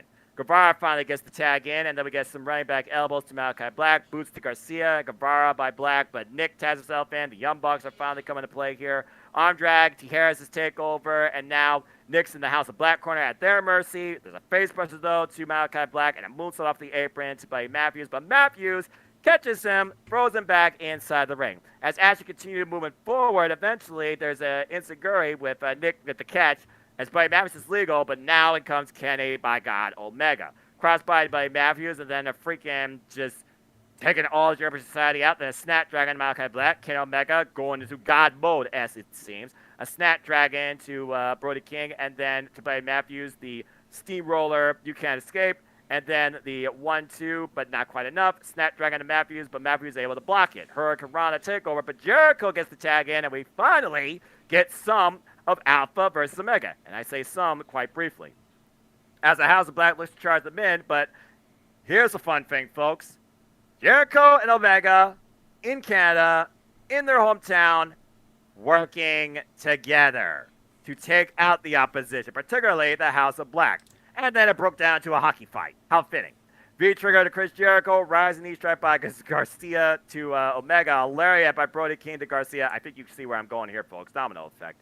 And then the diving cutter to Guevara to King, then a Black Mass to Guevara, and then a super kick to Black, then a assisted sliced bread by the Bucks, and then a knee strike to Nick, and then a meteor to Matt by Matthews, and a strap to Matthews by Omega, a V-trigger to Buddy Matthews, but Jericho cuts him off and locks in the walls of Jericho as we finally get a slowdown to 2 men out of 9. This was But then there's a super kick party to Chris Jericho by the Young Bucks to Buddy Matthews, and then super kick party galore to Guevara, to Brody King, follow up. Brody King doesn't budge, though, and takes down both Young Bucks, and everybody's down for a moment. The crowd is on their Everybody down! Everybody down!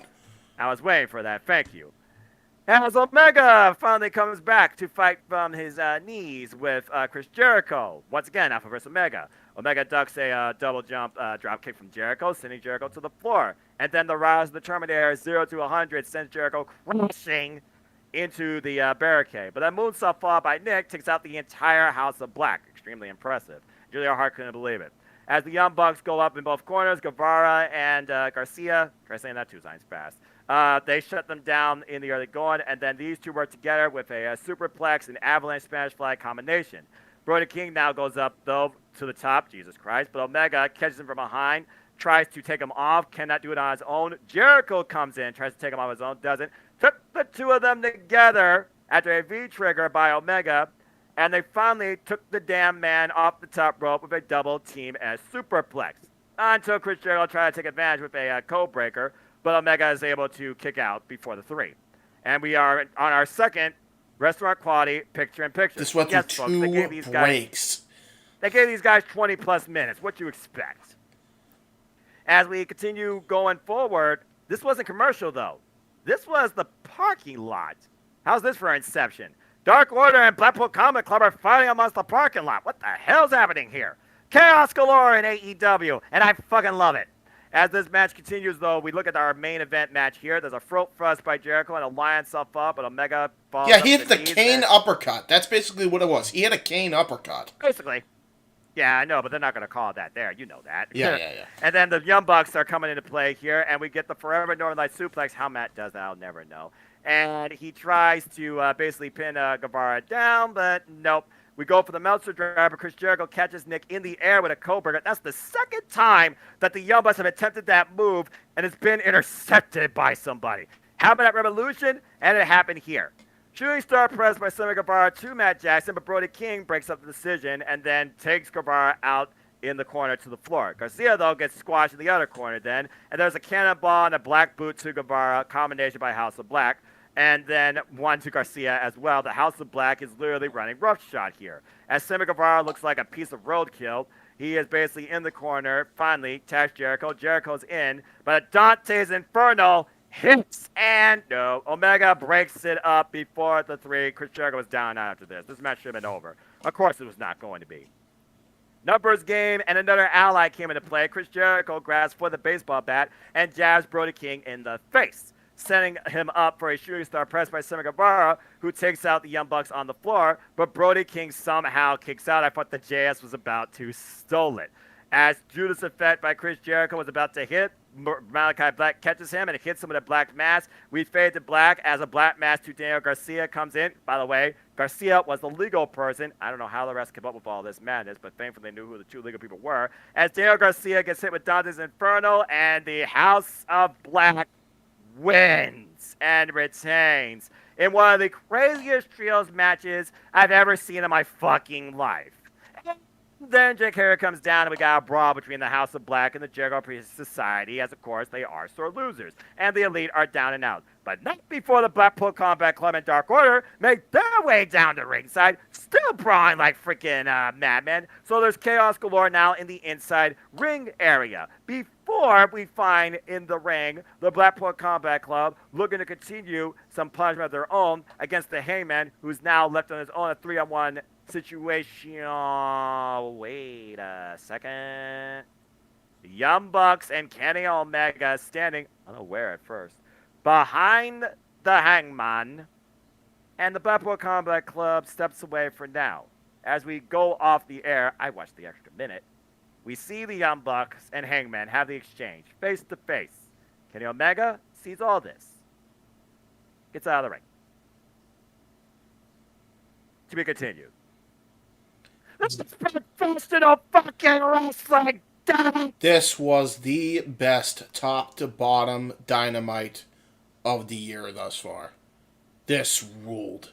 And what a main event. I mean, if you could rate matches on TV 5 stars, this fucking deserved it. Holy shit, the talent involved. The amount of time they were given, and it almost still wasn't enough. And the fact that everybody got their shit in, mwah. Absolute chef's kiss. What a fucking matchup. Like, Noah, you probably could. You are the best match breakdown guy ever. I don't even care if you read it off a freaking thing, because I couldn't have done any of what you just did. But even with that said, that doesn't even do it justice, people. You literally have to go watch this for yourself to see how good this damn thing was. It was outstanding. And I don't use that superlative lightly. Like, it was outstanding. For all these people that are detractors of trios matches, and 9 men, by the way, not 6. 9 people. For anybody that says trios matches can't work in wrestling, shut them up by showing them this match. This match was outstanding. Period. End sentence. On a Dynamite that was absolutely outstanding, as we have seen now, Tony Khan has reshaped, it seems, his booking mentality when it comes to quantity versus quality. When you think about the fact that one was a squash, and technically on this show, James, even with the squash, that was 4 matches on a 2-hour show that felt like a mini pay-per-view. Yeah, really. Really well done. Really good show. My God. All right. Well, believe it or not, we were able to finally slow down on things here as we move into the final part of the week with AEW Rampage. Special start time, by the way, folks. 11:30 p.m. Eastern Standard Time on that Friday night. Real quick, before you continue, what are your sources? Because you always give those. What are your sources? Yeah, like I said earlier, that was Cage Side Sports, that was Fightful, that was Wrestling Headlines, and of course the AEW website. All right, so fair thank enough. You again to all my sources, because always honor your sources, folks. Yeah, I just didn't know if you did that. I didn't know if you did that. I do it always in the very beginning, because at the end of the day, the wrestling reporting community, including ODQ, exists based on the foundation of journalistic integrity. There you go. Not Control-C, Control-V, even though plagiarism is still very much a very realistic thing. Yeah, fair enough. But I digress. Go ahead. Anyway, as we go now, thanks for this, Fightful. We go now to AEW Rampage. It was the St. Patrick's Day Slam. And this was a fun little show. Our opening bout was Powerhouse Hobbs having his first open challenge. Of course, that was accepted by Rey Fenix. And again, this was a match that literally was agility versus power. Because every time Rey Fenix was able to rock Powerhouse Hobbs' equilibrium for a moment, Hobbs basically shut him down by just throwing his body into him. Dominated our early going and locking in a nerve hold, but Fenix was able to basically break out and catch him with a Pele kick and corkscrew kick follow-up, and then walks the ropes like they're nothing but air, but Hobbs catches him off of it and yanks him off into a mean power slam. Near fall. And by the way, shout out to Harley Cameron, who of course was taking all the shots needed for this whole thing, and QT Marshall and Aaron Solo, all QTB, were at ringside for this. There you go. And yeah, full package. Meanwhile, Hobbs has Phoenix at this point cornered and grounded, but then Phoenix is able to fight back with his agility, hits his own springboard Black Mass-esque kick on Hobbs before locking in a waist lock, but Hobbs was able to catch him with a back elbow strike because Rey Fenix, you may be strong, but you're not that strong. Hobbs follows up with a corner splash, but Phoenix invades. Again, speed was on his side. Backflipped over before hitting him with a German suplex, using his own momentum against him after he thrust himself in the corner. Got a nice near fall out of it, but then Phoenix was able to follow up, kept the offense going with a rolling cutter for another nice near fall, and then goes to the top rope, but Phoenix basically gets caught with a PK kick, and then Phoenix wins for the dive off the top rope, but Hobbs evaded that and hit him with the pounce that could have took him over the border. And basically took him into the corner, and he was dead weight spine buster for a near fall. Great back and forth here. As this match continued, there was the nice back heel kick, but Hobbs caught him with the forearms before Phoenix hit another Black Mass, out of nowhere it seems, rocking Hobbs once again, but the big man still is on his feet. Goes up to the top rope, hits a frog splash, fully gets it, near fall only. To which, by the way, he kicked out with a 480. Yeah. Or should I say, lifted him up with a 480. Followed up by trying to take the big man down with 2 thrust kicks, and then hits a third thrust kick before going for another rope through cutter, but Hobbs calmed this time in mid-air and hit a ridiculous spine buster before hitting the Burning Hammer Town Business in the end on Rey Fenix to pick up the win. Game effort by Rey Fenix, Powerhouse Hobbs successful in his first title defense, and hey, there's your next cover story for QTV. Or so I thought, until afterwards QT Marshall hit the bang Diamond Cutter on Alex Abrahantes for added humiliation. Yeah, this is a fun David Goliath match, man. Like, every time I see Powerhouse Hobbs do a David Goliath type match, whether it was with Dante Martin and now here with Rey Fenix, they're always so good to see. And this match was right up there with the Dante match. I still think that's the better of the two, but it ain't by much. This is a hell of a big man versus little man contest here. I'm not gonna lie because I did see. I'm not gonna be biased or lie here, but I did see in Cincinnati Dante Martin versus Powerhouse Hobbs. So I mean, just saying. I see. And this one it was a team task. Yeah, that's right. Feels like a lifetime ago. Holy crap. Right, is it crazy to see where everyone from Team Taz is right now? But yeah, again, like you said, David versus Goliath dynamics, speed versus power. Power stopped speed in the end. Good win. And a great showing. Following this, we had a nice video vignette from Adam Cole ahead of his in-ring return on the 29th, and he said he's looking forward to basically challenge himself against a technician that can help showcase how good he is. And we'll see what technician answers that on the next episode of AEW Spark. That being said, Stu Grayson's backstage now cutting up promo and calls out Jon Moxley after what I said earlier, giving Evil Uno a concussion and looks to break Jon Moxley now that he's back and promises to do so. So I was like, yes, especially after the graphic went up. As we move on from there, La Abuela Loca, Taya Valkyrie, made her in-ring debut against Ava Lawless. And, well, it's her debut. What'd you expect? Overhead chop to her chest and connects with the spear after the Abuela Loca hits the Meteora in the corner. And basically from there, the Road to Valhalla or Grand Slam or Jaded, whatever you want to call it, it's Road to Valhalla when you're talking about Taya Valkyrie. She gets the win. Ash J. Cargill, Leda Grade, and Smart Mark Sterling are looking on, writing down something on that clipboard. I know exactly what it is. I know exactly on the next what it AEW is. Spark.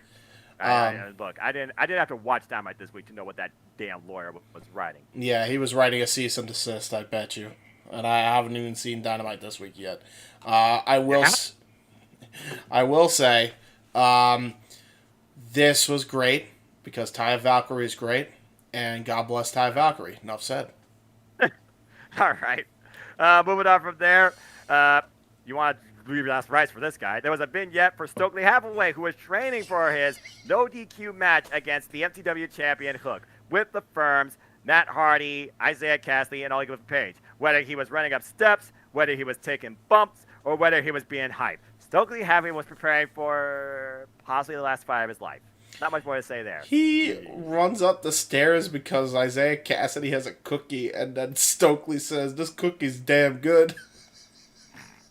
I don't care what you tell me. You could have a bunch of golden double stuffed Oreos in front of me. I ain't running up no damn arena stairs for that shit. Yeah, I agree. I'm walking. I'm walking. You better not be running, or I'm not chasing you.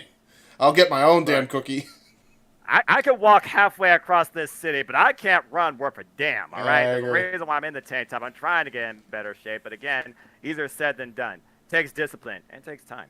Anyway, I digress. Stay tuned for more on that in the next AEW Spark. Not me, I'm talking about the Stokely thing. Meanwhile, this was entertaining. Speaking of entertaining, we have Matt Menard and Angelo Parker, Canadian residents, 2.0, whatever you want to call them, the Jericho Appreciation Society, and the reincarnation of Miami Vice with their Fiend. Taking on the Bully Boys, Gurshira and Hashira, and basically this starts from commercial break. Groove gets the tag in and hits a lariat on Matt Menard and Parker before hitting a Russian leg sweep, and then we get an atomic drop, a hand drop, into a leg lariat on Parker, but then 2.0 catch Groove and hit a drop toho into an elevated elbow drop before hitting a flapjack on the turnbuckle on Harv, and then 2.0 catches Groove and hits the double elevated DTT, the two for the show, if you will, for the pinfall win, and then they scissor afterwards. Clearly, they are still on a recruiting expedition to make the Acclaim become something to entertain. Hail to the nom. Yeah. You knew what the heck this was going to be. I mean, this was an obvious squash for the JAS boys. I'm just glad that those boys got a win because they deserved it, because they're entertaining. Big Show is very happy.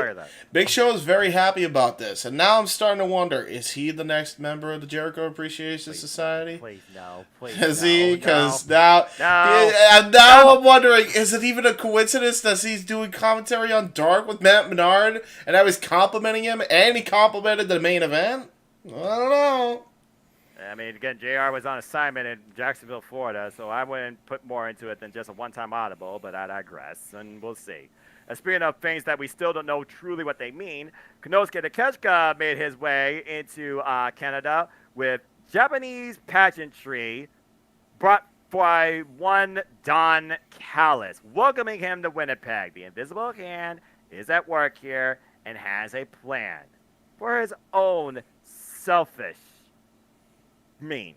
We'll see what this means. We'll see what it leads to.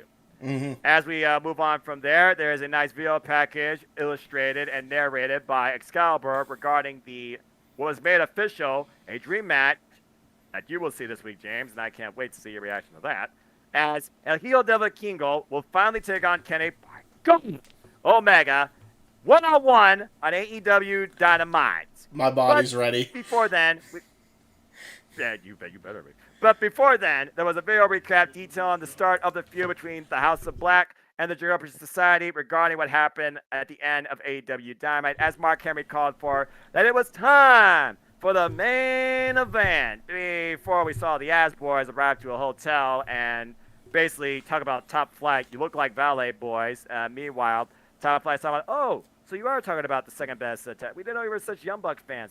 No, we're talking about us. We're the best brother tag team. Oh, sure you are. Well, I mean, hey, if you had those in vacancy, we could just take these as well. You want to leave your badge, you could leave these towels for us too.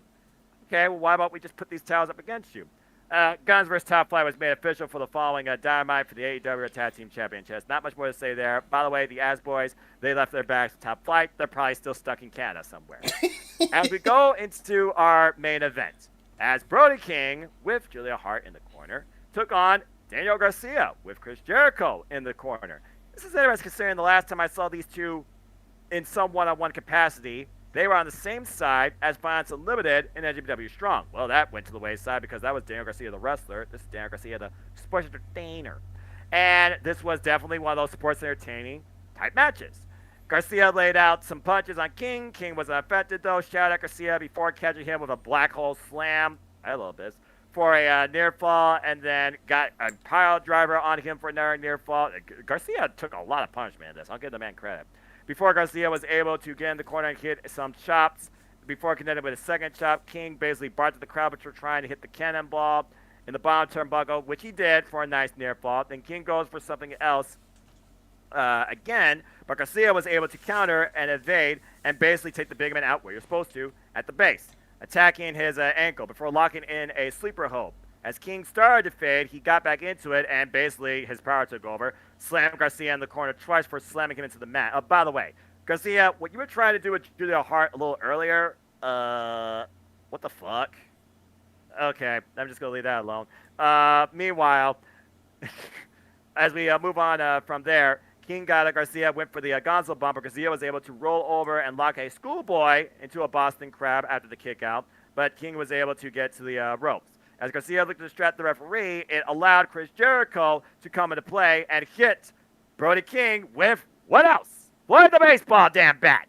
And Garcia saw this and locked in a modified Dragon Sleeper, the same move that once put down the American Dragon that became the Dragon Tamer, and put him out for what became a TKO win. Jericho Priest Society using all the advantage they can, numbers and weapons, to get the win here, which kind of surprised me, as Daniel Garcia and Chris Jericho stood tall in the end. Julia Hart, she seemed emotionless, she seemed unimpressed, as she should have been. But Brody King, yeah, I mean, it almost makes you wonder at this point now, is the Jericho Society going to throw their hat, as I say that, throw their hat in the ring for maybe a traditional rematch for the AEW Trios Championships? That's one member down. But it was a fun closer. This is a great closer, yeah. They had some great chemistry, and you could tell that these guys know each other well. Really good match here. Idea. Really good match here. I enjoyed it, and yeah, sports entertainment win. That's really all that can be said. But yeah, fun closer. Very fun closer. Yeah, well, what does Chris Jericho say? That sports entertainers always be professional wrestlers. Blah, blah, blah, blah, blah, blah, blah. I still think that's a lot of hogwash, but that being said, folks, stay tuned. Next week, what we'll discuss in AEW Spark will be, of course, that week's AEW Dynamite. That was, of course, Wednesday, March the 22nd, and your card is as follows. John Moss will take on Stu Grayson one-on-one. Tony Storm of the Outcast will take on Sky Blue one-on-one. The Guns defend the AEW Tag Team Championships against Top Flight. We will also hear from Adam Cole. 6-man tag team match was made official based on the events from the house show in Troy, Ohio. As Fresh Squeeze Orange Cassidy will tag alongside Darby Allin and Sting, returning for a birthday celebration, post-birthday celebration, to take on the trio of Kip Sabian, the Butcher, and the Blade. Hook will take on Stokely Hathaway in a no-disqualification match. And in the main event, it will be a dream match as Kenny Omega goes one-on-one in a match 3 years in the making against El Hijo del Vikingo. That's all I had and so much more on the next time we come back to you on AEW Spark to discuss that week's All Elite content and that week's episode of AEW Dynamite. But that being said, I think that this show has ran its course, and I think the charge is about reaching its threshold. So I think this is where we will bid you all fine adieu and shortly conclude, as that covers the last week of AEW content too. Thank you once again for tuning in to this weekly forum that discusses all things All Elite Wrestling.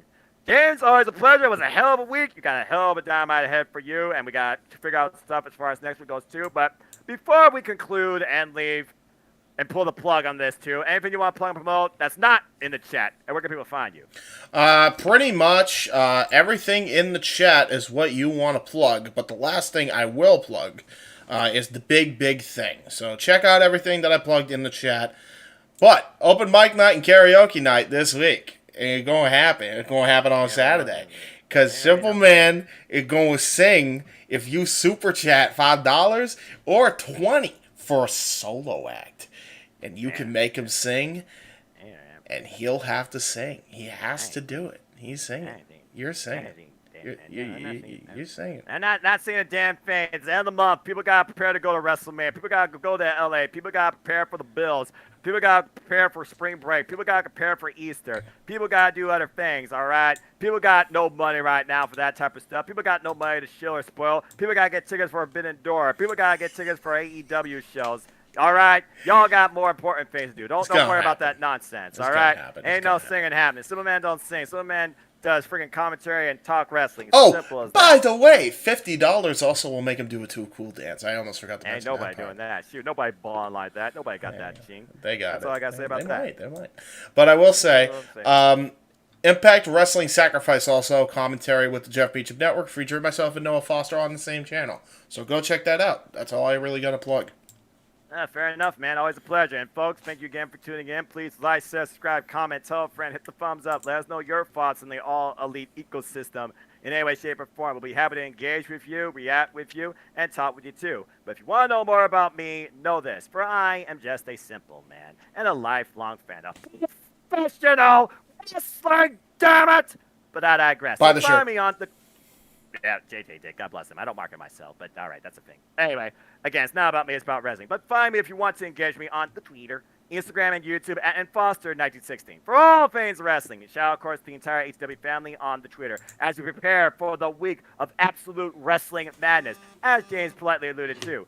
Friday night, 5 p.m. Eastern Standard Time on my Super YouTube channel, though, is the next City Predicting, focusing primarily and strictly on Impact Wrestling Sacrifice. Then following that, we will shift gears across the Jeff Beecham Network Multiverse of Media to bring you coverage and play-by-play of Impact Wrestling Sacrifice. And then following that, I'll be working on a couple of private projects, including bringing back the ATW View OG style with the family and the OGs too, as we impromptu talk about WrestleMania and so much more. I think I'm just going to record that and upload it because I know people are going to be tired as because it's going to be 11 p.m. Eastern Standard Time. And then Saturday, there will be Simply Predicting for, I'm calling it now, NXT Stand Deliver, 5 p.m. Eastern Standard Time this Saturday on my Simple YouTube channel. So stop by for that if you want, ahead of the Open Mic Night special, the weekly shenanigans that always occur at 11 p.m. Eastern Standard Time every Saturday night or after every PLE. There also will be another private project I'm working on with my Horsemen of Predicting, where we will have an exhibition regarding Multiverse United, the Impact and NJPW crossover show. Stay tuned for that. And then at this point, I think I'm just going to do it. Sunday, 5 p.m. Eastern Standard Time at this point, it's City Predicting WrestleMania in freaking full before Team No DQ. How's that for a hot shot? So guys and James, bring your best hot takes, and I invite anybody on the team coming in my zone, coming to my realm. Cindy Predicting WrestleMania, 5 p.m. Eastern Standard Time, Sunday, live on my Super YouTube channel. Stay tuned for more on that as well before the week of Wrestling Madness occurs, where I will be a part, of course, the No DQ official panels for WrestleMania. There will be panels regarding ladies of the multiverse on WrestleMania, and there will be coverage, live commentary, play-by-play for not only Impact Wrestling's Multiverse United, but the Ring of Honor Supercard of Honor pay-per-view, as well as talk about the WWE Hall of Fame, and of course, coverage and of NXT Stand Delivered, and WrestleMania. And so much more following that, including the Raw Mania and Battle of the Belts and that AEW Rampage. And that's all ahead in just these next, within 14 days too, along with the next edition, James will have to figure this out, of AEW Spark. But as always, I'd like to conclude, there are no winners, no losers, no betters, just fans with opinions with this passion we all share. So at the end of the day, folks, support one another, respect each other, protect your mentality too, and treasure your families. And just enjoy life and enjoy professional wrestling. It's as simple as that. With that being said, thank you so much once again for tuning in to another edition of AEW Spark. Please like, subscribe, comment, tell a friend, give it a thumbs up. Hit the bell notice the video goes live or on demand on this channel or on the FTW Productions, Jay Hebert side of things channel. Also, please support my friend J.J. Williams at Cassie 18 Studios. Support the Jeff Beach Network, Multiverse Media. Support the ATW crew. Sienna, of course, Chanel and her Twitch community are into the Wrestleverse with the Inquirer, Eric Brown. Everybody, again, I got a lexicon, but I'm not going to bore you all with the details. You can find all the links in the description down below. I'm sure we'll figure it out. But that being said, time to pull the plug on this edition of AEW Spark. Thank you for tuning in. For James Keeber and for anybody that's a fan of All Elite Wrestling and FTW Productions, we thank all of you. Until next time, make a positive impact in life and have a good night, for we are AEW. James, we need to figure out how we're going to do this next episode for sure. It's going to be a wild one. Oh, you ain't kidding. Hell of an episode to review next week. Podcast has concluded. Be sure to check out more group discussion as far as AEW content is concerned, and check out more content from For the Win Productions.